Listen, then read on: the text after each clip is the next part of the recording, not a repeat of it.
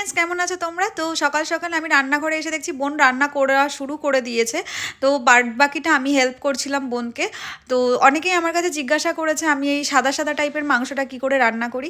পুরো রেসিপিটা নিতে পারিনি কারণ আমার খুব তাড়া ছিল, আমিও জিমে যাব। তোমাদের মুখেই বলে দিচ্ছি, ভালো করে আগে শুকনো লঙ্কা ফোড়ন দিয়ে পেঁয়াজটাকে কষিয়ে নিয়েছে সাদা তেলের ওপর। আর মাংসটা আগে থেকে ম্যারিনেট করা ছিল রসুন আদা বাটা আর হচ্ছে একটু টক দই আর নুন দিয়ে, আর সাথে একটুখানি বাটার দেওয়া ছিল। আর যে পেস্টটা বোন দিয়েছিল, এই পেস্টের মধ্যে ছিল চার মগজ বাটা আর পোস্ত ছিল, কাজু ছিল, আলমন্ড ছিল।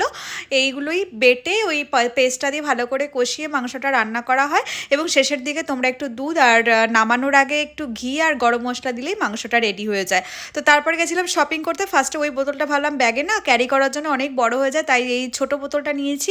আমার এই পার্পল কালারের বোতল ভীষণ ভালো লাগে। তোমাদের কোনটা ভালো লাগলো অবশ্যই জানিও। শপিং করে তারপরে ফিরলাম বাড়িতে। কেমন লাগলো ভিডিওটা অবশ্যই